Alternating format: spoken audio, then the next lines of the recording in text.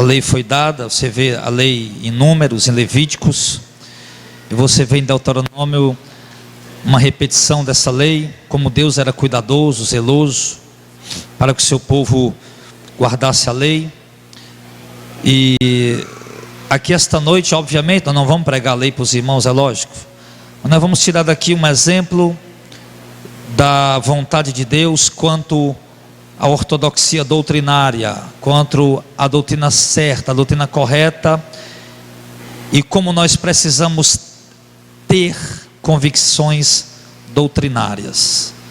Nós não podemos caminhar sem convicções doutrinárias. É importante que eu, como cristão, que a igreja como um todo tenha convicções doutrinárias. Então nós vamos fazer a leitura do verso 1 ao verso 10. Todos encontraram? Leamos.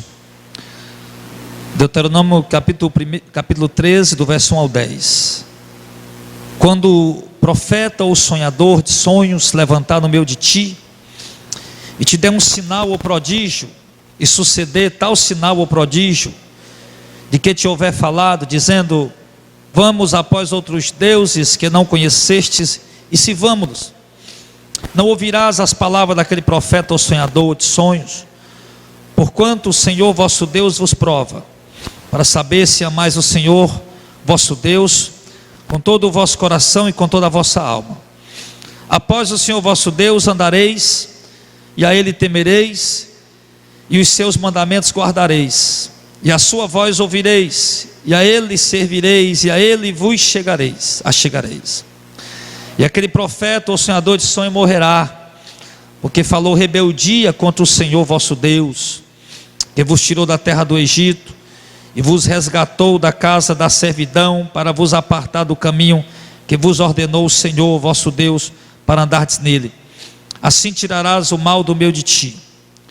Quando te incitar teu irmão, filho da tua mãe, o teu filho, a tua filha, ou a mulher do teu amor, ou o teu amigo, que te é como a tua alma, dizendo-te em segredo: vamos e sirvamos a outros deuses que não conhecestes, nem tu nem teus pais, dentre os deuses dos povos que estão em redor de vós, perto ou longe de ti, desde uma extremidade da terra a outra extremidade, não consentirás com ele, nem o ouvirás, nem o teu olho o pouparás, nem terás piedade dele, nem o esconderás, mas certamente o matarás. A tua mão será a primeira contra ele, para o matar, e depois a mão de todo o povo, e com pedras o apedrejarás até que morra, pois te procurou apartar do Senhor teu Deus, que te tirou da terra do Egito, da casa de servidão.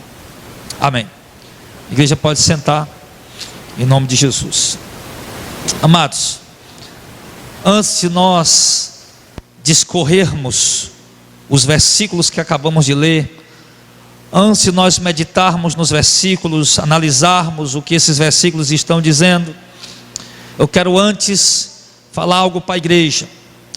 A minha intenção esta noite, queridos, com essa palavra, é mostrar para a igreja e tentar colocar no seu coração o entendimento da importância da convicção doutrinária. Ou seja, eu preciso ter convicção da doutrina genuína e verdadeira. Eu preciso ter convicção do que é certo diante de Deus e o que é errado, o que é doutrina genuína e o que não é doutrina genuína, o que é a doutrina verdadeira respaldada na Bíblia, na doutrina apostólica, e o que não é. Eu preciso ter essa convicção como cristão, porque, irmãos, nos dias atuais está cada vez mais difícil encontrar um cristão com convicções bíblicas, encontrar um cristão com convicções doutrinárias respaldado de fato na sã doutrina. É cada vez mais difícil você encontrar um cristão que diga: olha, essa doutrina está certa, essa doutrina está correta, porque aqui diz isso, aqui diz isso, aqui diz isso e aqui diz isso. É doutrina neotestamentária, é doutrina apostólica. Está difícil encontrar cristão assim. Cada dia mais nós nos deparamos com os cristãos da atualidade, nós encontramos pessoas com dúvidas. Ah, eu não sei porque o pastor fulano pregou isso, o ciclano já pregou isso, e o beltrano já pregou do outro jeito, e todos três se confrontaram no que disseram. Eu já não sei quem está certo e quem está errado. Ah, eu tenho dúvidas, eu não sei. Então a gente encontra cada vez mais cristãos dessa forma. Porque, irmãos, infelizmente, a maioria dos cristãos atuais tem convicções apenas denominacionais, apenas convicções de dogmas criados pelo homem ou pelos líderes das suas determinadas religiões. Por exemplo, cristãos têm convicção da doutrina, entre aspas, das campanhas místicas de 7 semanas. Ele aprendeu e crê piamente, para ele é uma doutrina estabelecida por Deus. Ele pensa isso, que é uma doutrina de Deus, que eu tenho que fazer campanha para receber uma cura, um milagre ou ter uma vitória. Os cristãos atuais têm convicção nas doutrinas que ensinam a se usar amuleto ungido para obter uma cura, para prosperar, para se ter uma vitória em determinada área da vida. Os cristãos da atualidade têm convicção na doutrina da obrigação dos dízimos, que tem que dar o dízimo, senão vai ser condenado. Tem até gente dizendo aí que o inferno já está cheio de gente que não dá o dízimo. Convicção na doutrina de quem tem que fazer o voto, tem que fazer o propósito. Os cristãos da atualidade, meu irmão, têm convicção nas doutrinas triunfalistas e sensacionalistas, de que eu vou vencer, que eu vou triunfar e vou ter o melhor dessa terra. Os cristãos da atualidade têm cada vez mais convicção na doutrina dos shows e do comércio da fé e do comércio dos dons. Os cristãos da atualidade, a convicção dele doutrinária nas rezas para os mortos, no purgatório, na adoração do santo, na missa de 7º dia e etc, etc, etc. As pessoas têm, irmãos, convicção nessas coisas, nessas crenças e em muitas outras. Porém, eu quero dizer uma coisa para a igreja esta noite, que nenhuma delas é biblicamente legítima, nenhuma delas é biblicamente genuína, nenhuma delas faz parte da sã doutrina, nenhuma delas foi ensinada por Cristo e nem pelos apóstolos. Portanto, são tudo doutrinas vãs. Ou seja, a maioria dos cristãos atuais tem alicerçado e construído suas vidas em cima de doutrinas vãs, em cima de algo vã, de uma doutrina que eles têm convicção, porém que não é uma doutrina bíblica genuína e verdadeira. E o pior, quando se chega a uma doutrina genuína e verdadeira, eles não reconhecem, eles não compreendem, eles não entendem. E aí, meus amados irmãos, eu quero dizer uma coisa para você, que Deus Todo-Poderoso, baseado no texto que nós acabamos de ler, mesmo antes de a gente examiná-lo mais a fundo esta noite, Deus quer que tenhamos convicções bíblicas. Deus quer que quando nós somos confrontados, você possa dizer: eu sei o que eu estou dizendo, porque eu estou alicerçado na palavra de Deus.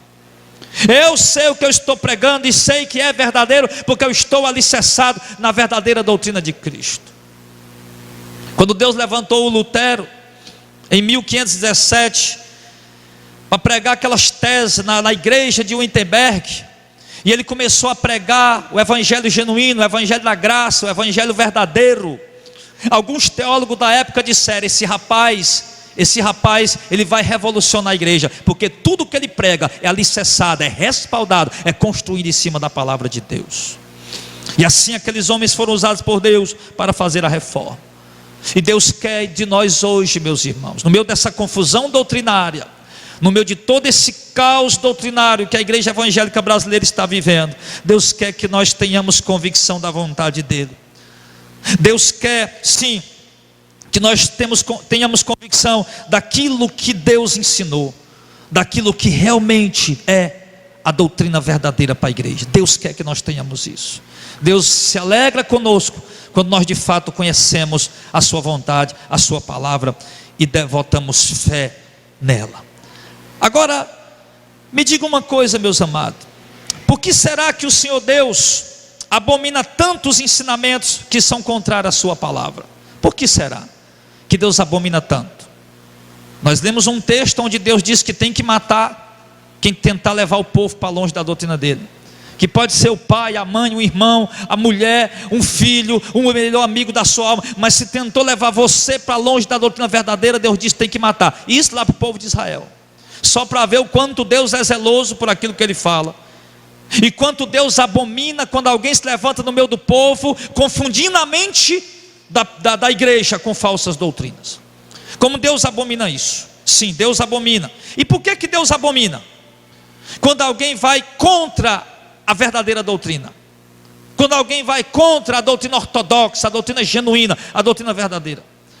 Por que Deus abomina? Primeiro, Deus abomina porque doutrina herege, doutrina deturpada, doutrina falsa, que contraria a vontade de Deus, engana, perverte e condena. Eu digo isso respaldado em 2 Coríntios capítulo 11, no verso 3 e 4, quando o Senhor Paulo, o apóstolo Paulo disse: mas temo que, assim como a serpente enganou a Eva com a sua astúcia, assim também seja de alguma maneira corrompidos os vossos sentidos e se apartem da simplicidade que há em Cristo. Por quê? Porque se alguém vos pregar outro Jesus, que nós não temos pregado, ou se vocês receberam outro espírito que vocês não receberam, ou um outro evangelho que não abraçastes, com razão sofrerei. O apóstolo Paulo está falando do perigo, irmãos, de quando a igreja não se alicerça, não tem convicção doutrinária, e o perigo quando heresias entram na igreja, quando surge um pregador, um mensageiro anunciando um outro Jesus que não é o Jesus verdadeiro da Bíblia, o Filho de Deus, o Jesus anunciado pelos apóstolos, o Jesus cujas as Sagradas Escrituras revela e mostra a sua conduta, a sua doutrina, seus ensinamentos. Quando surge alguém pregando um outro Jesus, como ele disse aqui, um outro evangelho, isso acaba confundindo a mente das pessoas que não têm convicção doutrinária e acaba levando essas pessoas à perdição. O Senhor abomina tanto as falsas doutrinas, sim, e o Senhor chega até a amaldiçoar os que pregam um outro evangelho que não seja a verdadeira doutrina, o verdadeiro evangelho. Em Gálatas capítulo 1, no versículo 8 e no versículo 9, os irmãos quiserem ir abrindo aí, vão abrindo, em nome de Jesus. Vocês pelo menos estão entendendo o que eu estou falando, amém? Deus abomina e amaldiçoa, uma maldição de condenação. Ele diz em Atos capítulo 1, verso 8 e 9, mas Paulo diz: ainda que nós mesmos, ou um anjo do céu vos anuncie outro evangelho, além desse que nós já temos anunciado, que seja amaldiçoado. Assim como já vos dissemos, agora de novo vos digo: se alguém vos anuncia outro evangelho, além do que já recebestes, seja amaldiçoado. Então o Senhor Deus, irmão, abomina heresias e falsa doutrina, e os pastores verdadeiros, os apóstolos de Cristo do princípio, e os verdadeiros pastores que Deus levantou em todas as épocas, sempre se preocuparam com heresia dentro da igreja, pelo medo de muitos que não têm convicção doutrinária. Porque o texto disse que a falsa doutrina, ela engana. Só para você ter ideia, a igreja inteira da Galácia que Paulo tinha ganho pelo Espírito Santo, pelo poder da palavra de Deus, havia se desviado da verdade e seguido um outro evangelho, um evangelho judaizante, onde havia introduzido dentro da igreja a guarda da lei, dos sábados, dos dízimos, da circuncisão e tudo mais que a lei obrigava, e sacrifícios. E a igreja estava confusa, conturbada, e Paulo escreve para aquela igreja, esclarecendo para eles, e perplexo pela falta de convicção doutrinária que a igreja da Galácia manifestou. E quando chegou uma doutrina nova misturada com o evangelho, eles já foram recebendo, e nós temos que ter cuidado com isso. Porque está cheio de pastores em rádio, televisão, YouTube, internet, seja lá onde for, em rua, em praça, meu irmão, pregando um evangelho judaizante, pregando um evangelho espírita, pregando um evangelho católico romano, pregando um evangelho, seja lá mais que tipo for, meu irmão, pregando um evangelho conturbado, deturpado, herege, e muitos estão ficando confundidos com isso. Muitos estão ficando confundidos com isso. Lá em Mateus capítulo 15, versículo 14, o Senhor adverte que se um cego guiar outro cego, os dois vão cair no buraco. Um cego que não tem convicção doutrinária, que para ele a doutrina certa é o que está na moda, é o que está dando muita gente e muito dinheiro. E o outro cego que segue ele é o que está doido por movimento e por vitórias carnais. E o texto diz claramente que os dois não têm convicção da doutrina e vão cair ambos no barranco, ou seja, serão condenados. Nós temos até exemplos bíblicos de pessoas, irmãos, conhecidas, biblicamente falando, que não tiveram convicção doutrinária e acabaram caindo na desgraça da apostasia. Um primeiro exemplo que eu cito esta noite para a igreja, isso não precisa a igreja abrir, mas em 1 Reis capítulo 11, do verso 1 ao 9, Salomão, que apesar da sua sabedoria, da sua inteligência, da sua capacidade, deixou-se corromper o seu coração ao ponto de praticar idolatria. Eu lhe digo, meu irmão, que se Salomão tivesse de fato convicção doutrinária, ele jamais teria se deixado corromper por quem quer que fosse. E Salomão caiu, afundou. Eu duvido que um crente, um homem de Deus alicerçado na verdade, ele se deixe corromper, ele que conhece, que tem convicção doutrinária, ele se deixe corromper pela sedução de quem quer que seja. Salomão infelizmente tinha sabedoria, tinha inteligência, mas a convicção doutrinária no coração ele não tinha. Se deixou corromper, preferiu agradar as mulheres do que agradar a Deus. O povo, quando saía do Egito, um segundo exemplo, lá em Êxodo capítulo 32, Deus estava guiando o povo, Deus estava conduzindo o povo, Deus estava dando suas leis ao povo, suas instruções, sua doutrina, e de repente o povo simplesmente faz um bezerro de ouro. De repente o povo simplesmente deseja voltar para o Egito, comer cebola, comer carne, e começam a murmurar pela falta de convicção doutrinária. E olha que havia um líder chamado Moisés, doutrinando eles toda hora o que era ou o que não era a vontade de Deus. Mas o povo de coração duro, a palavra não penetrava, e eles não tinham convicção, eram levados pelos ventos de doutrinas pagãs que haviam corrompido seus sentimentos lá ainda na terra do Egito. O livro de Reis e de Juízes está repleto de exemplos da falta de convicção doutrinária por parte do povo de Israel. Está lá repleto, você vai sempre ver reis se levantando em Israel que não tem convicção doutrinária. E o pior, quando esses reis se levantam lá em Israel, reis que não têm convicção doutrinária, eles começam a impor heresia e culto místico, e o pior, o povo vai junto, o povo vai atrás. Há muitos exemplos em Juízes, em Reis, vai ver, e fez o povo que era mau aos olhos do Senhor, e fez o povo que era mau aos olhos do Senhor. Você vai ler isso toda hora lá no livro de Juízes, e lá no livro de Reis você vai ver, o rei fulano de tal fez o que era mau aos olhos do Senhor, e o rei fulano de tal fez o que era mau aos olhos do Senhor. Você vai sempre ver isso, e sempre o povo acompanhava essa liderança por falta de convicção doutrinária. Nós vemos o profeta Oséias dando um alerta para o povo de Deus, dizendo: o meu povo foi destruído por falta de conhecimento. A falta de convicção doutrinária, a falta do conhecimento da verdadeira doutrina, a doutrina ortodoxa, a doutrina certa, correta, faz com que o povo de Deus pereça. Você vai perecer se você não buscar convicções doutrinárias, se você não crescer na graça, não crescer no conhecimento da vontade da palavra de Deus, você vai perecer. O povo estava perecendo por falta dessas convicções. Sim, e isso continua acontecendo nos dias de hoje.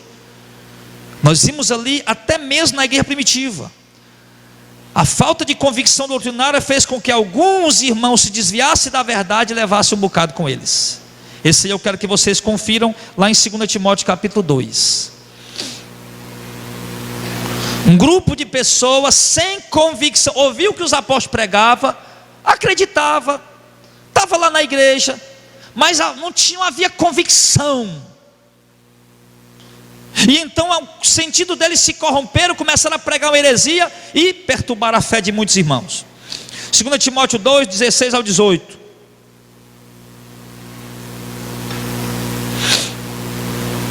Mas evita os falatórios profanos, porque produzirão maior impiedade, e a palavra desses roerá como gangrena, entre os quais são Mineu e Fileto. Olha o que eles fizeram: os quais se desviaram da verdade, dizendo que a ressurreição já era feita, já havia acontecido, e perverteram a fé de algumas pessoas.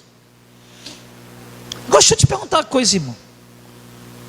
Levantou os dois camaradas, Mineu e Fileto, no meio da igreja: irmãos, a ressurreição já aconteceu. Sei lá, baseado em quê? Talvez quando Cristo morreu, a Bíblia diz, né, não me lembro qual o evangelho, diz que alguns túmulos dos santos se abriram, alguns santos ressuscitaram e andaram pelo meio da cidade durante alguns dias. Lembra disso? Talvez baseado nesse acontecimento, Mineu e Fileto vieram dizer: olha, a ressurreição já aconteceu, contrariando o que os apóstolos estavam pregando. Porque o que Paulo ensinava pelo Espírito Santo é que a ressurreição ia acontecer na hora do arrebatamento. Então quando Mineu e Fileto entraram no meio da igreja dizendo que a ressurreição tinha acontecido, então obviamente a igreja entendeu, então o arrebatamento também aconteceu. Então se a ressurreição já aconteceu e o arrebatamento já aconteceu, então não adianta mais nós sermos cristãos, seguir a Jesus Cristo, porque não há mais esperança para nós. E o texto diz, irmão, que eles perverteram a fé de alguns irmãos. Amados, a história da igreja é marcada por esse tipo de ação. A história da igreja é marcada por esse tipo de atitude. Vira e mexe, tem alguém aí dizendo que recebeu uma revelação nova, foi orar lá dentro do mato, viu um anjo, e o anjo disse, mandou ele escrever lá, de lá escondido lá, tinha umas tábuas de ouro, umas pedras de ouro, contendo um evangelho novo, que ninguém conhecia ainda, e que o camarada tinha que transcrever esse evangelho para um papel, e apresentar para o povo poder seguir. Mormonismo.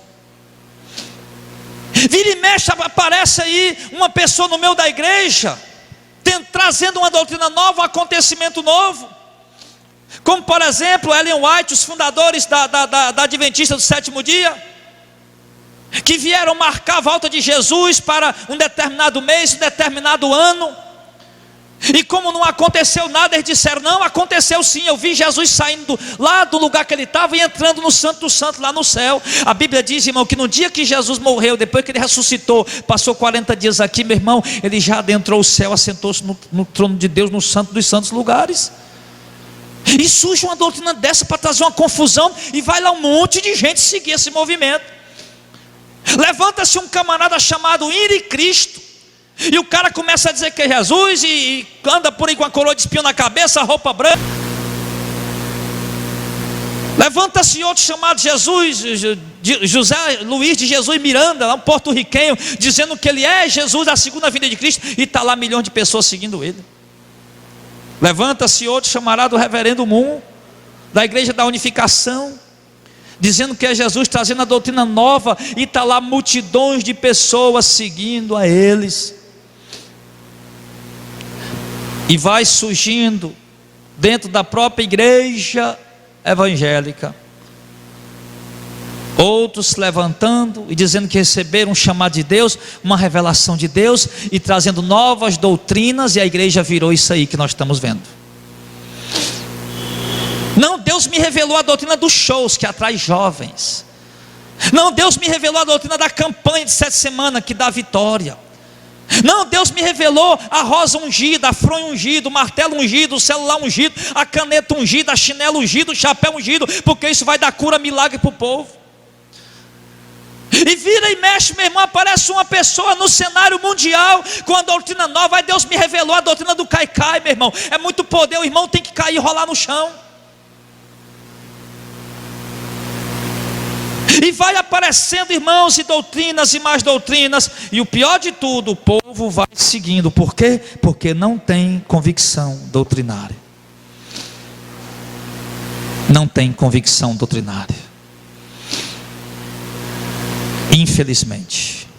E talvez entre nós mesmos essa noite, talvez você mesmo que me acompanha agora pelo YouTube, pela web rádio, talvez você é um desses que vai sendo levado por todo o vento de doutrina e filosofia que vai surgindo, e não tem convicções doutrinárias respaldadas, alicerçadas na Bíblia, na genuína mensagem, na genuína doutrina.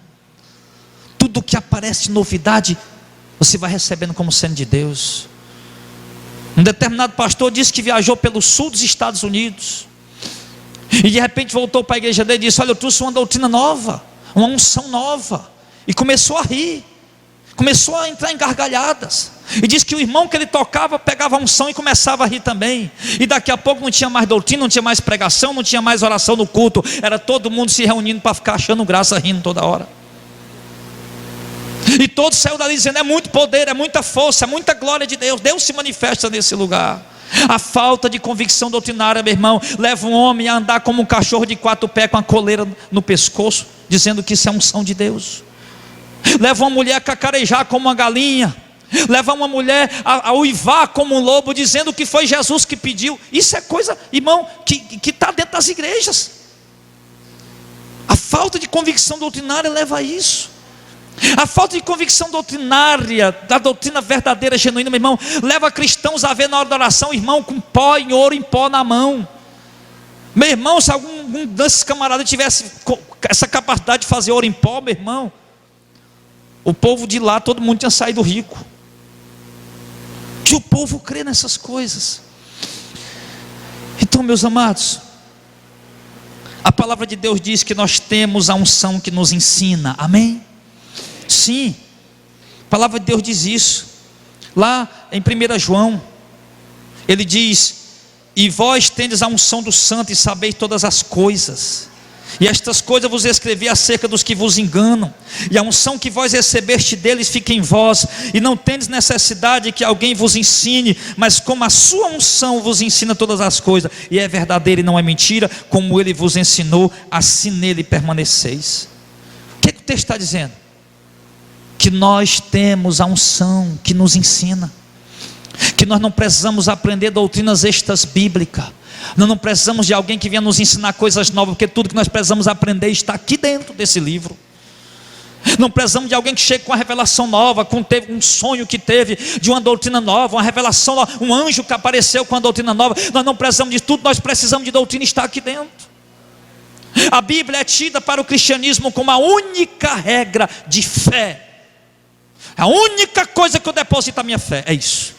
E a única regra de prática, ou seja, aquilo que me ensina para que eu possa praticar e viver. Eu vivo baseado no que esse livro me ensina a viver, no que esse livro me ensina a fazer. Em João capítulo 16, no versículo 3, Jesus disse que o Espírito Santo nos ensina e nos guia em toda a verdade. Então nós temos essa unção, nós temos essa graça. E eu quero dizer para vocês, amados, que nós estamos vivendo um tempo de muitos enganos e muitas heresias, e nós precisamos urgentemente ter convicções doutrinárias, convicções bíblicas genuínas, sã, verdadeira, respaldada, alicerçada naquilo de fato que os apóstolos e Jesus Cristo ensinaram. Nós precisamos ter essas convicções. Para isso, nós precisamos ser como os crentes bereanos. Lá em Atos dos Apóstolos, capítulo 17, verso 11: e os de Bereia foram mais nobres do que os de Tessalônica, porque ouvindo o que Paulo pregava, conferiam com as escrituras para saber se realmente ele estava falando a verdade de Deus. Para que nós possamos chegar às convicções doutrinárias, meus irmãos, nós precisamos provar as doutrinas, como está escrito lá em 1 João 4,1: amado, não creio em todo espírito, mas prova os espíritos se são de Deus, porque já muitos falsos profetas têm se levantado no mundo.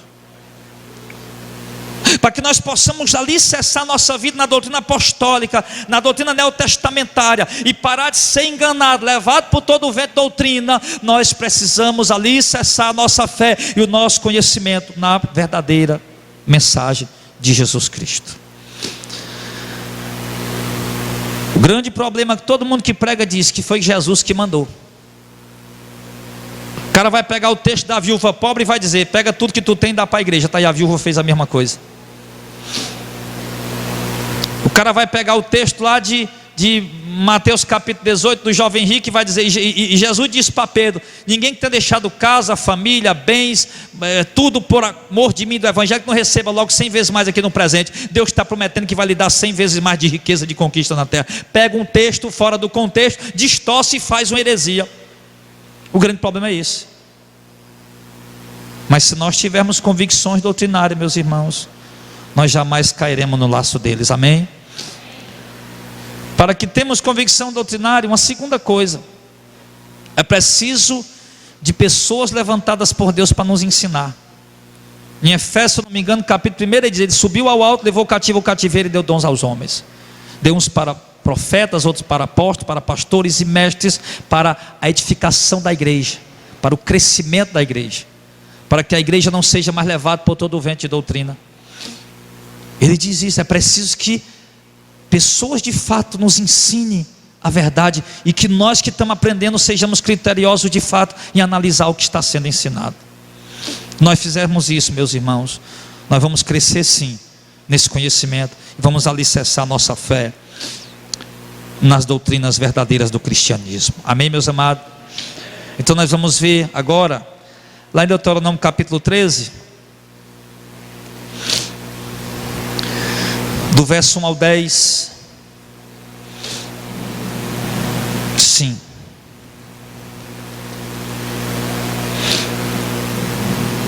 Como Deus foi exigente quanto a nós termos convicções doutrinárias. Deus nos deu uma doutrina, e Ele exige que nós tenhamos convicção dessa doutrina que Ele nos deu. Olha o que é que o Senhor Deus fala.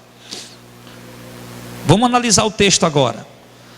Quando o profeta ou sonhador de sonhos se levantar no meio de ti, profeta ou sonhador de sonho, e ele te der um sinal ou um prodígio, e suceder, acontecer tal sinal ou prodígio, de que te houver falado, dizendo: vamos após outros deuses que não conheceste e sirvamo-lo, não ouvirás a palavra daquele profeta ou sonhador de sonho, porquanto o Senhor vosso Deus vos prova para saber se amais o Senhor de todo o vosso coração e toda a vossa alma. Para bem aí. O que Deus está dizendo? Deus está dizendo: olha, vai se levantar no meio de vocês profetas. Está cheio de gente por aí que quer ser profeta, não está? Eu sou profeta de Deus. Quando se levantar no meio de ti um sonhador de sonhos, e anunciar um sinal: olha, vai ter um tsunami depois da manhã. Opa, o tsunami aconteceu do jeito que o profeta falou. Olha, o tsunami aconteceu do jeito que o irmão sonhou. Aí o profeta ou sonhador chega, o sinal aconteceu, o milagre aconteceu. Aí agora ele chega e tenta te introduzir uma doutrina que não é a verdadeira. Tenta te ensinar uma doutrina que não é a doutrina apostólica, genuína, sã, pura, verdadeira. O que é que você vai fazer? O texto diz o quê? Você faria o quê? Me diga. Você seguiria tal profeta? Sim ou não? A maioria está seguindo. Por que a igreja mundial está lotada de gente? Do Valdemiro Santiago. Alguém sabe por quê? Diga aí, pode dizer. Por causa dos milagres. Igreja, por que a igreja universal está esbarrotada, estupefada de gente? Por causa dos milagres, sinais. No final, para não interromper o raciocínio, por que essas igrejas estão abarrotadas, irmãos? Por causa dos sinais. E o povo sequer se importa com o que eles estão pregando. O povo sequer se importa com o que eles estão ensinando. O povo está lá apenas porque ele, Valdemir, anunciou um sinal e se cumpriu. Porque o bispo, o pastor da Igreja Universal, anunciou um milagre e aconteceu. O povo está pouco se lixando se ele está pregando a verdade. O povo vai para lá porque quer receber milagre. E Deus está dizendo, meu irmão, qualquer um que faça chover milagre, pode, como disse Lutero, pode fazer chover milagre, mas se não trouxer a doutrina verdadeira, meu irmão, não é digno da nossa confiança. Não é digno. Não é digno. Muitos de nós aqui, provavelmente, já recebeu algum milagre quando nós estávamos na heresia, oriundo desses falsos mestres. Com certeza alguns de nós já receberam. Outros que me ouvem agora também, com certeza já receberam algum milagre oriundo da mão desses falsos mestres. E estávamos lá como que cegos, como que um boi sendo levado ao matadouro, como que um porco, um suíno sendo engordado para levar uma facada. Meu irmão, Deus está dizendo aqui do verso 1 ao 4: alguém pode anunciar o sinal que for, o milagre que foi, pode até se cumprir, mas se ele traz uma doutrina contrária àquela que os apóstolos pregaram, não o siga. Não siga. Por que, pastor Jardel? Porque uma das principais características, meu irmão, não siga primeiro por quê? Porque nós temos convicção ortodoxa, doutrinária.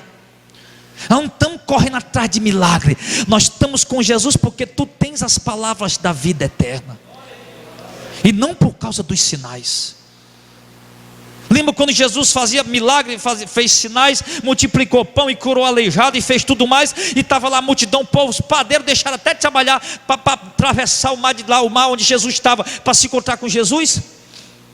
A mulher deixaram as coisas de casa, os maridos deixaram o emprego. Vamos lá onde está esse Jesus. O homem fez milagre, o homem fez cura, o homem trouxe provisão, multiplicou pão. Olha negócio bom, glória a Deus, aleluia. E quando chega lá, Jesus vai, traz uma mensagem, manda eles abrir mão da religiosidade, manda eles abrir mão do legalismo da lei a qual eles vivem, e viver uma fé autêntica, genuína e verdadeira. Meu irmão, vai todo mundo embora. O povo estava lá só querendo milagre. Mas aqueles que tinham convicção doutrinária, Jesus olha para eles e diz: e vocês querem acompanhar o resto? Eles dizem o quê? Para onde iremos nós se tu tens as palavras da vida eterna? O povo que está alicerçado na verdade, na doutrina, na palavra, é um povo que tem convicção doutrinária. Meu irmão, podia ver o Valdemir levantar um paralítico aqui na minha frente, ainda assim eu dizia que digo que ele é um herege. Podia ver o bispo Macedo, toda a cambada de bispo e tudo que tem lá, ele abriu os olhos de um cego de nascença aqui na minha frente, ainda assim eu dizia que ele é um herege. Porque eu não me baseio por milagre. O meu critério não é milagre, o meu critério é a doutrina, é a verdade, é a palavra de Deus. Nós temos que ter convicção doutrinária, irmãos. Vocês estão aprendendo aí, amém? Abrindo os olhos. Se essa palavra entrar aqui dentro, deixa essa palavra entrar aí e ficar guardada com vida e com poder e com força. Sim. Usa o critério, olha as coisas através da palavra de Deus. Olha as coisas através da palavra de Deus. Hoje uma irmã veio falar para mim: pastor, vê um pessoal, eles estão morando no interior. O irmão falou para mim, foi uma pastora lá em casa, uma pastora de uma igreja. E eu já disse para ela: olha, pastora, na Bíblia não tem pastora, não existe esse negócio de pastora. E ela foi lá pedir para mim: olha, irmã, nós estamos pedindo, convocando a igreja inteira para orar pela irmã, porque o marido dela escondeu a certidão de casamento, o documento dela, ela quer pedir o divórcio e o marido não está dando, e nós estamos fazendo a corrente de oração para poder o marido entregar os documentos para ela fazer o divórcio. E a igreja inteira se mobilizando para isso. Eu dizia: minha irmã, pelo amor de Deus, diga para essa mulher: a senhora está doida? Como é que nós vamos orar para alguém se divorciar? Como é que nós vamos orar para alguém se separar? Vamos orar para o homem se converter, vamos orar para o homem se salvar, e não para um casamento se dissolver.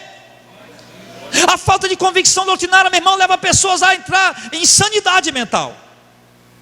Isso é uma atitude louca, insana. Um certo pastor de uma determinada igreja aqui do Ceará, o irmão foi lá, tinha deixado a esposa legítima, estava junto com outra, e foi lá dizer: pastor, me batiza. Ele disse: eu não posso lhe batizar, só lhe batizo se você divorciar da sua mulher e casar com essa que você está agora. Falta de convicção doutrinária. Um pastor que tem convicção doutrinária jamais ia dizer isso. E o crente que tem convicção doutrinária jamais ia fazer isso. Meus irmãos, Deus está dizendo. Uma vez uma irmã falou, uma irmã, uma crente, filho dela adoeceu. Os irmãos oraram, a igreja orou, e nada desse menino ficar bom. Botou o menino embaixo do braço, vou levar lá no rezador, no benzedor. E ela disse no coração dela: se esse menino ficar bom, nunca mais eu piso na igreja. Cadê a convicção doutrinária? Vai levar teu filho para o rezador benzer com um gai de peão? Vai levar a foto do teu marido para o espírita fazer uma reza, libertar ele da cachaça? Vai fazer uma promessa o São Francisco, o Padre Cício, o Santo Expedito, a Santa Luzia, o São João, o São Pedro, o São José? Ou vai falar diretamente com Deus por intermédio do nome de Jesus? No verso 5 ele diz: olha a dureza de Deus. Então presta atenção, só uma coisa aqui. Deus disse, Mateus 24, Apocalipse capítulo 13, Apocalipse capítulo 16, Mateus capítulo 7. A palavra de Deus diz: falso, 2 Tessalonicenses capítulo 2, Deus diz: falsos profetas vão fazer milagres extraordinários, e eles vão enganar muita gente. Eles só não poderão enganar os eleitos, porque os eleitos, disse Jesus, ouve a minha voz e me segue. De modo nenhum ele segue o estranho.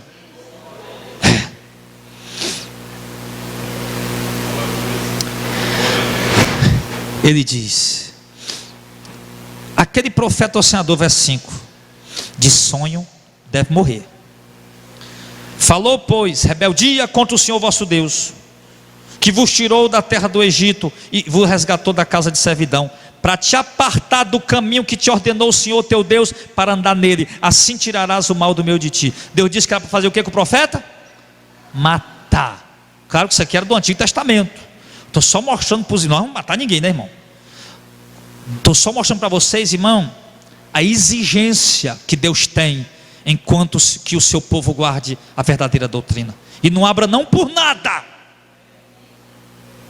Ou seja, você pode estar doente, você pode estar quebrado, arrebentado, liso, desempregado, mas você não vai fazer campanha em lugar nenhum. Você não vai se benzer com gás de peão, coisa nenhuma. Você vai chorar, gemer e prantear aos pés do Deus que conhece tua necessidade, e vai clamar a Ele, e a provisão dele vai chegar no tempo dele. E você vai atravessar a prova, vai atravessar, vai chegar do outro lado arrebentado, quebrado, todo moído, todo cheio de necessidade e privação, mas vai chegar guardando a fé e vai receber a coroa da vitória. Paulo, coisa mais linda, que uma das coisas mais bela que Paulo disse, 2 Timóteo capítulo 4, Paulo já ia morrer, o decreto romano já tinha sido enviado, e Paulo disse: eu já estou sendo oferecido como um sacrifício de libação para Deus, mas eu combati o bom combate, completei a carreira e guardei a fé. Que nós possamos ter essa convicção para chegar no fim, dizendo isso, irmãos. Então Deus disse que ele tem que morrer. E por quê? Porque ele falou rebeldia contra Deus, distorceu a palavra do Senhor. Ele fez um milagre, fez um sinal, fez um prodígio para ganhar a confiança de vocês, e depois tentou introduzir uma doutrina deturpada, adulterando a palavra de Deus. Tentou afastar vocês dos caminhos do Senhor. É isso que ele está falando. Ou seja, nós temos que ter cuidado com as doutrinas e os doutrinadores que tentam nos afastar para longe da doutrina verdadeira. A Bíblia diz que nós temos que ter cuidado com eles. Vai lá. Agora vamos lá. Não, aqui ele falou do profeta ou do sonhador. Agora vai coisa mais íntima. Verso 6: quando te incitar teu irmão, filho da tua mãe, ou teu próprio filho, ou a tua própria filha, ou a mulher do teu seio, a tua esposa, ou o teu amigo que é como a tua alma, o melhor amigo, quando eles te incitar, dizendo-te em segredo: vamos e sirvamos outro Deus que não conhecesse, nem tu e teus pais. Aí, irmão, quando chegar alguém, olha o que ele está falando. Quando chegar alguém, pode ser tua mulher, pode ser teu marido, pode ser teu pai, pode ser tua mãe, pode ser teu melhor amigo, e tentar te levar para longe da verdadeira doutrina. É o que ele está falando. Está entrando em coisas agora que mexem com sentimento. Poxa vida, pastor, mas eu amo muito a minha mulher. Pastor, mas eu só estou indo para a heresia, pastor, por causa da minha mulher. Não, pastor, não fui para a verdade ainda, pastor, por causa do meu marido. Pastor, só não fui para a verdade ainda por causa dos meus filhos. Pastor, só não fui para a verdade ainda por causa dos meus amigos, mas eu já estou entendendo, por causa dos meus amigos. Ah, é? É por isso que você está na heresia ainda? Olha o que é que Deus fala aqui. Verso 8: não consentirás com ele, nem o ouvirás, nem o teu olho poupará, nem terá piedade dele, nem o esconderá, mas certamente o matará. A tua mão será a primeira contra ele para o matar, e depois a mão de todo o povo, e o apedrejará até que morra, pois te procurou apartar do Senhor teu Deus, que te tirou da terra do Egito, da casa de servidão. É forte ou não é? Deus disse: teu filho, isso para o antigo Israel, se o teu filho tentar te tirar da minha presença, trazendo heresia, tu vai matar ele. Tu não vai esconder ele não, tu vai pegar ele e vai levar ele diante do povo, vai dizer: esse aqui é um herege. A tua mão vai ser a primeira a apedrejar, depois o povo inteiro vai matar ele. Deus deu essa ordem. Olha como Deus é zeloso pela palavra dele. Agora vem me dizer que um Deus desse não é soberano. Se ele me escolheu para me salvar, escolheu e acabou a conversa, e ninguém pode me tirar do amor de Deus. Se ele escolheu esse pai para o inferno, meu irmão, ele escolheu e está acabado. Ele é soberano e pronto. Deus é soberano. Só vai entender, meu irmão, nós só vamos entender a mensagem da salvação pela graça se nós entender a soberania de Deus. Deus mandou matar os próprios filhos, se tentar te levar para longe dele. Deus mandou matar a própria mulher, o próprio familiar, se tentar levar para longe dele. Ele é rei, ele é Senhor dos senhores, ele é o Deus Todo-Poderoso sentado no trono. Ele faz o que ele quer, como ele quer, do jeito que ele quer, ele ordena como ele quer e acabou. E o homem é só um caco de barro na presença dele e não pode questionar nada. Paulo chega a dizer em Romanos capítulo 9: quem és tu, ó vaso de barro, que a Deus questiona? Porventura a coisa formada dirá ao seu Criador: por que é que tu me fizeste assim? Se eu quis fazer um copo, meu irmão, com a banda pensa para um lado e com as pernas tortas para o outro, um copo desse aqui, eu fiz e acabou. Eu sou o dono do copo, eu faço do jeito que eu quiser, e o copo não tem direito de falar comigo e reclamar comigo. Isso ele fala na questão da salvação. Ele é Senhor, é soberano. Sim. Então ele disse: Deus está dizendo aqui, não deixa a tua mulher te tirar da verdade não, meu irmão. Jesus disse: quem amar o pai, ou a mãe, ou os filhos, ou a esposa, ou o marido, mais do que a mim, não é digno de mim. A coisa prevalece, só não matar, mas a exigência para colocar ele em primeiro lugar prevalece. Devemos amar nossa família, nossos filhos, irmãos, amigos, parentes, mas Deus deve estar acima de tudo. Sim. Ele disse que era para apedrejar, matar. É isso. Então, meus amados irmãos, quem está entendendo aí? Nós temos que ter convicção doutrinária. Eu não posso trocar essa doutrina por milagres e cura. Eu não posso trocar essa doutrina por shows e campanha, porque é animado. Eu não posso trocar a sã doutrina por músicas eufóricas dentro da igreja. Pastor, a sã doutrina está ali, mas eu gosto daquela lá que tem a música boa. Pastor, a verdade está aí, mas eu gosto da outra que tem campanha, que tem show, já estou acostumado. Pastor, a verdade está ali, mas eu vou para aquela outra porque lá tem cura, lá tem milagre, eu quero é isso. Não podemos trocar a verdadeira doutrina por essas coisas. Não podemos trocar essa doutrina por promessas de vitória, riqueza, conquista, ou seja lá o que for. Nós temos que guardar essa doutrina como um tesouro que Deus nos entregou. Um tesouro maior do que qualquer coisa que o mundo possa me dar. Hebreus capítulo 11, a Bíblia diz que pela fé, pelo que, igreja? Pela fé, pela convicção doutrinária, pela convicção da vontade de Deus, Moisés renunciou ser chamado filho da filha do faraó e preferiu ir sofrer com o povo de Deus lá no Egito, porque tinha por maior a herança eterna do que as riquezas do Egito. Moisés, garotão, 40 anos, o cara naquela época vivia 600, 500, eu estou com 40 da idade de Moisés, ainda me acho novo ainda.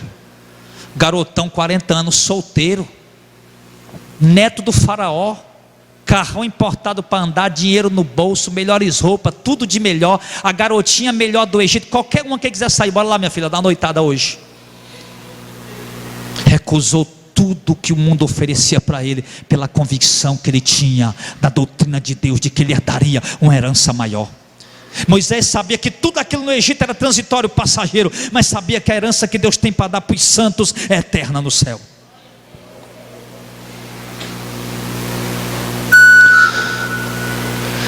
Os que de fato amam a Deus não são aqueles que correm atrás de milagres, demonstrando uma grandiosa fé. Os que de fato amam a Deus são aqueles que guardam a verdadeira doutrina, a verdadeira mensagem. Está lá em João 14, 23, 24. Jesus respondeu e disse: se alguém me ama, guardará a minha palavra, e meu Pai o amará, e viremos para ele e faremos nele morada. Quem não me ama não guarda a minha palavra. Ora, a palavra que ouvistes não é minha, mas do meu Pai que me enviou. O que Jesus está dizendo? Aquele que realmente me ama não anda correndo atrás dos meus milagres, do que eu tenho para dar de humano, terreno, transitório, passageiro. Aquele que de fato me ama guarda a minha palavra, guarda a minha doutrina. Sim. E faz como Paulo. Sofri 5 vezes 39 chibatadas, 3 vezes sofri naufrágio, 1 vez fui apedrejado, 3 vezes apanhei de vara. Mas em todas essas coisas nós somos mais que vencedores.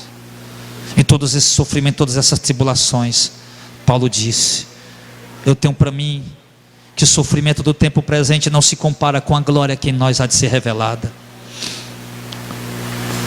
Pedro dizia-me isso, Paulo disse isso, e dizia mais, que toda a tribulação que eles viessem passar nessa terra era leve e momentânea, pela herança que estava guardada no céu eterno. A convicção doutrinária. Você sabe por que a história da igreja é marcada por mártires? Porque que muitos homens foram martirizados. Mártires são aqueles que morreram pela fé. Mártir quer dizer testemunho, aqueles que morreram dando um testemunho. Por que a igreja é marcada por mártires? Por que Estevão foi apedrejado às portas de Jerusalém? Bastava ele ter negado Jesus. Por que Tiago foi morto ao fio da espada? Bastava ele ter renunciado à sua fé. Por que Paulo foi decapitado em Roma? Por que Pedro foi com os caras de cabeça para baixo? Por que Tiago, o menor, ele foi empurrado lá do pináculo do templo, lá embaixo, quando caiu, mataram ele com pauladas? Por que Barnabé foi amarrado num cavalo e arrastado pelas ruas, até os seus pedaços ficarem pelo meio do caminho? Por que outros se deixaram ser amarrados em estacas e queimados vivos? Por que outros se permitiram ser jogados na arena do Coliseu para servir de espetáculo na inauguração daquele estádio, sendo pisados por touros, chifrados por touros, mordidos por cães, devorados por leões? Por que esses homens e essas mulheres se deixaram acontecer isso com eles? se bastava apenas prestar o culto ao imperador, era algo tão simples, não precisava ele lá na rua, ó imperador, não, ali mesmo diante do imperador, pegava um pouquinho de incenso, queimava ali, só se abaixava e pronto, ele recebia um documento, aonde ele fosse, ninguém ia perseguir mais eles. E por que eles rejeitavam isso? Por causa da convicção doutrinária. Jesus disse: aquele que me negar diante dos homens, eu também o negarei diante de meu Pai. Crente que tem convicção doutrinária, meu irmão, ele se deixa ser jogado na cova dos leões, ele se deixa ser lançado no fogo, ser decapitado, mas ele não nega a fé dele. Ele tem prejuízo, mas ele não vai fazer campanha para ressarcir.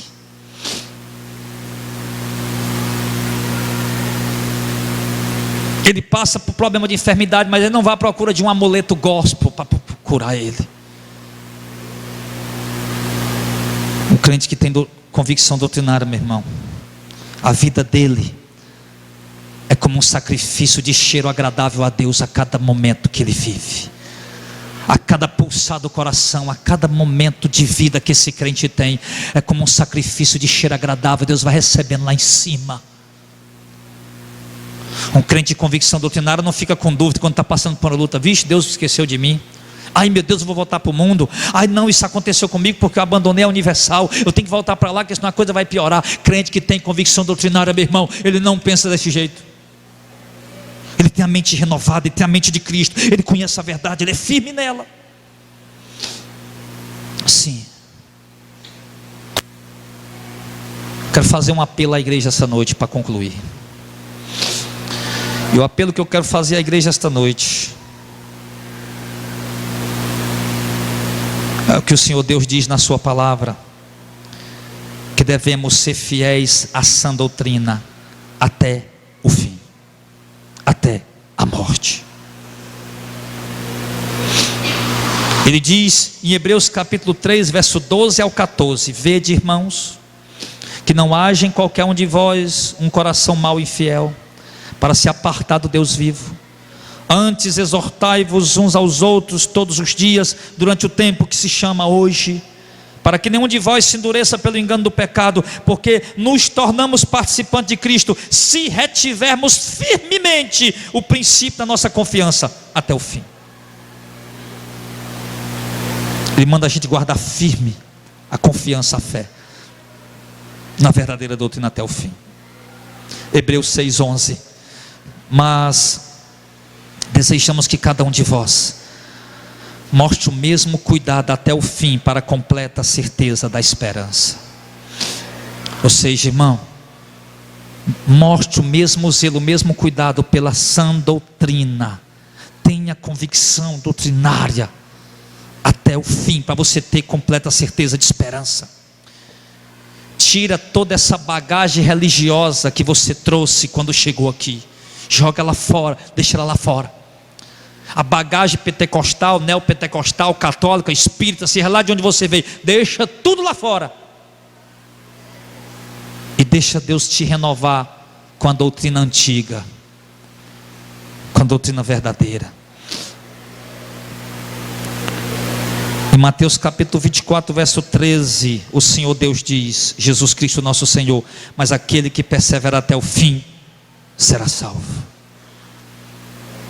E o último versículo, 2 João 1, verso 9: todo aquele que prevarica e não persevera na doutrina de Cristo, esse não tem Deus. Quem persevera na doutrina de Cristo, esse tem tanto o Pai como o Filho. Então, amada, a questão não é só ser um religioso. A questão não é só sair lá não sei de onde, agora eu sou evangélico, está aqui minha carteirinha. A questão é: você conhece a sã doutrina? Você está alicerçado nela?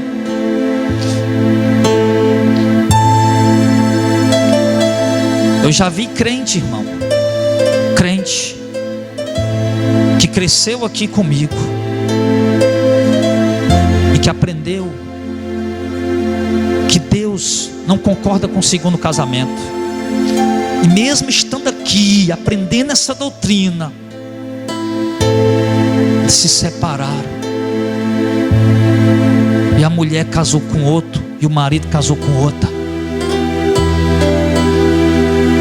Onde que está a convicção doutrinária? Tudo bem se o cara já veio nessa situação, não sabia, não queria. O cara aprendeu aqui dentro, dentro da verdade da palavra. Tinha tudo para manter o casamento, tinha tudo para zelar pelo casamento, para lutar pelo casamento, para se consertar, porque todo mundo passa luta no casamento. Todo casal discute, todo casal tem suas desavenças. Mas quando há convicção doutrinária, esse casal cheio da sabedoria de Deus luta pelo bem-estar dentro do seu lar, luta pelo bem-estar dentro da sua família. Mas me parece, irmão, que há muitos cuja doutrina entra por um ouvido e sai pelo outro. Me parece que há muitos que, apesar de ouvir e serem bombardeados por doutrinas verdadeiras, doutrinas genuínas, parece que o coração é de pedra e rejeita cada vez mais a verdade. Mas eu quero te dizer um segredo bíblico essa noite. Assim diz o Senhor: conhecereis a verdade, e a verdade te libertará. Apenas ela vai te dar força, ela vai te enfincar, te enraizar, te edificar e te fortalecer e te dar convicções. Irmãos, quando nós começamos a caminhada nesse ministério, nós começamos apenas eu, a minha esposa, o meu filho de 4 anos e a irmã Nilcileide.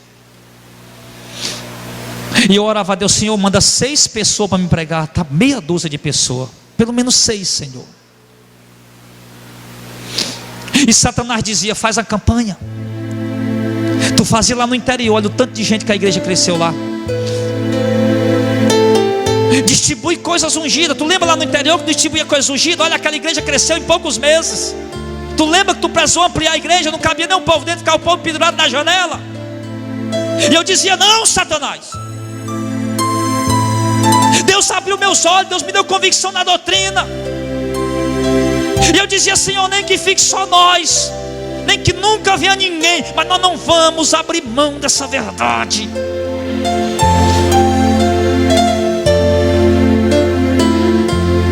Meus amigos viraram as costas, me abandonaram, deixaram de falar comigo. Deus me levou por um caminho de provações, comecei a passar privações e necessidades, privações extremas que eu nunca imaginei na minha vida passar. E Satanás dizendo lá: tu vai ser envergonhado, Deus não tem negócio contigo. Eu digo: Deus falou comigo e me mandou pregar essa verdade. Aí alguém escuta a mensagem e diz: pastor é doido, vai ficar ele sozinho. Eu dizia: não, vai ficar eu e o povo da verdade, que crê nessa doutrina, os eleitos de Deus, escolhidos de Deus. Porque a palavra de Deus é uma peneira. Irmãos, desde o começo da igreja, só permaneceu na igreja os que tinham convicções doutrinárias. Vai chegar o tempo que talvez algum de vocês vir lá da Mundial vai voltar para lá de novo, atrás de milagre. Aí eu vou como pastor: irmão, o que é que houve? Não, pastor, eu voltei para a Mundial porque eu estou acostumado lá. Fica na bênção. Ouviu, não entrou? Então, meus amados, aquele que prevarica e não permanece na doutrina de Cristo, esse não tem Deus. Fica prevaricando para um lado, para o outro, para aqui, para acolá. Isso não agrada a Deus. Deus quer você alicerçado, firmado, não numa religião evangélica, nem num dogma criado por homem, mas na verdade. Lembra o que Deus falou para o povo dele? Olha, Isaías, esse povo está me adorando em vão, ó. Todo mundo aí, ó, tá vendo o culto aí, Isaías? Estão cantando bonito, né? Os levitas lá, os levitas na época lá, né? Estão cantando bonito os levitas, né, ô Isaías? Está vendo lá o sacerdote como se veste bonito, sacrifício direitinho, né? É tudo em vão, Isaías. Tudo em vão. Por que, Senhor? Porque eles me adoram seguindo doutrina que é preceito de homens e não a minha doutrina verdadeira. Todo culto que não é prestado a Deus baseado na doutrina neotestamentária é em vão, é perca de tempo. São horas gastas com perca de tempo. Cila Malafaia na televisão brasileira, milhões de reais pagando por mês, perca de dinheiro, perca de tempo, dinheiro jogado fora. Igrejas evangélicas contratando horários na televisão brasileira para oferecer cura, milagre, bênção, provisão, prosperidade, perca de tempo, dinheiro jogado fora. Horas e horas, milhões e milhões jogados no lixo todos os meses. Por quê, pastor? Porque não é a doutrina verdadeira. E se não é a doutrina verdadeira, eles não estão trazendo proveito nenhum para este povo. Não tem ninguém se alicerçando na doutrina verdadeira, mas nas heresias que eles estão pregando. Todavia, meus amados, fica aqui o alerta nesse dia, para que nós possamos crer, nos converter e trazer uma revolução para essa nação. Que Deus possa me usar, que Deus possa usar esses obreiros, que Deus possa usar cada um de vocês, para que essa nação passe por uma grande reforma doutrinária, de modo que o povo de Deus seja encontrado através da pregação do verdadeiro evangelho, e se alicerce na verdadeira doutrina, e passem a ter convicções da verdade.